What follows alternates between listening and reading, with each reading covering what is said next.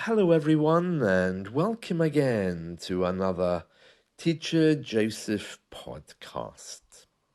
Today, we're going to talk a little bit about the power of intonation. Now, you can hear in my voice right now that I'm moving my voice up and down, and I'm doing that because it's a way of holding your attention, and it also sounds very positive. Let me just explain.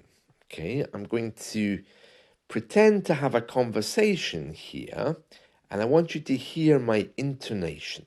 All right, so here's the first example. Hello, you're talking to Teacher Joseph today. How can I help? Hello, you're talking to Teacher Joseph. How can I help? Hello, this is Teacher Joseph. How can I help? So you can hear there that the first one, where I take my usual tone of voice and I put it up and down, back to my usual tone, is the one that sounds happiest. The other one, where I push my voice down with intonation, doesn't sound quite so exciting. Hello, you're through to Teacher Joseph. And I think the other one I used was monotone. Hello, this is Teacher Joseph. You can hear there that the first one, where I'm picking words up, is the one that sounds enthusiastic. It sounds energetic, and it really sounds like I'm the kind of person that gets things done. Now, of course, we all come from different cultures, but this one is very, very important in UK culture. Okay, this idea of making sure that someone knows that they're being listened to. In the days of technology, in the days of where we tend to text and not really speak to each other, many of us are complaining that we just don't really feel listened to. Our requests are lost in some void. And in the end, we just kind of give up because we're either talking to a bot or we're talking to someone that doesn't seem to care. Now, in the UK, just to give you some background to this, we have a lot of very lonely people. Okay, now, without going into too much detail on this, we live in a society now where we have a lot of old people. We are an aging society who live alone. And I was talking to one of my neighbors recently, and she told me that she felt so lonely on one particular day that she called the police and she told them that there was someone in her house. And they came out, they checked the house, they assured her everything was fine. And she was telling me that the only reason she called them was because she just wanted company. And there was no other way for her to see people. It was the evening, so she couldn't go out. It was very dark, and her eyesight was failing.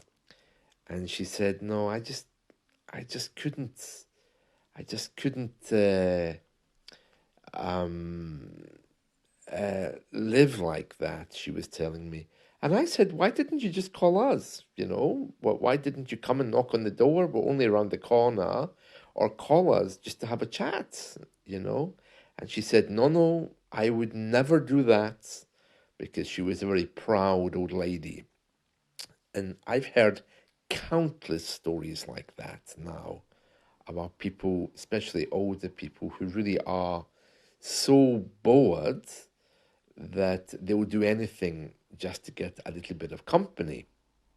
Now, this lady has children, grandchildren, so I really don't know what her situation was. But what I can tell you is we have so many people living like that, that when they call you on a business line, you know, a call center, it's very important to give them a feeling that they're being listened to. And you can do that easily just by using intonation. Now, the examples I've given you there of older people and an aging society, it's not only them. When you work here in the UK, you might find you've got colleagues who are in unhappy marriages or who come to work looking a little bit depressed, maybe because they just don't have happy lives. This is very, very common here. In fact, it's rampant. So, my way of dealing with this is to have a good sense of humor, be ready to make people laugh, and professionally deal with them in a way that's respectful. And I do that by ensuring that I sound energetic, by pushing my voice up and down. If you meet someone who's a little bit downtrodden or who has a complaint, they might sound a bit angry. But applying this rule of moving your voice up and down can really change atmospheres. It really can take away the pressure, especially if you're able to make someone smile. And if you smile at someone, even in the street, they have no choice except to smile back at you. I remember many years ago, I was living in a very isolated area, and someone walked past me and smiled and said hello. And I remember thinking, wow, that really made my day. I'm really happy because somebody said hello. And that's where we are right now in the UK. There's a lot of very unhappy people, and just applying that sense of being the person who's able to take the conversation forward really does help a great deal. So, if you are on the telephone in the next few days, here's a few tips that you can use. First of all, make sure your voice starts high and bring it down and then up and down until you reach the end of the sentence and your voice comes down back to normal. So, hi, Mrs. Smith, how are you today? Yes, I'm fine, thanks for asking. Now, if you take your usual tone of voice and you push it down, hi, Mrs. Smith, I'm fine, how are you? That doesn't sound quite so nice. So, your starting point is your usual tone of voice, and then you push it up. Hi, how are you today? Never going beneath your usual tone. Okay, it can change someone's mood. It can bring about a very happy and energized sense of communication. Now, I do understand that, of course, we all live in different countries, and culturally, it might not be the thing that you do in your country. But if you are in the UK, you will notice that many of us are not quite sounding so happy. And this is the best way to bring about a sense of responsibility, a sense of friendship, and a sense of happiness. It's very, very important. Also, even if you don't feel like doing this, it can also help you as well to feel better if you're going through some stuff or having a bad day, for example. As a teacher, I'm very sensitive to how people talk when they put their voices up and down. And I was watching a movie the other day there called Infinity, and it was all about a man who had lost his sense of who he was.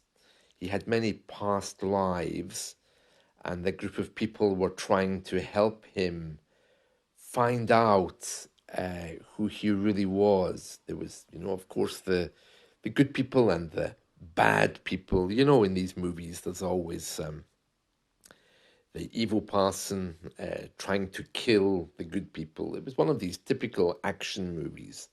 But something very interesting about it was their intonation, because basically the film begins when a man doesn't know who he is. He's in a prison cell, and a group of people, well, one person comes to break him out of prison, and she helps him.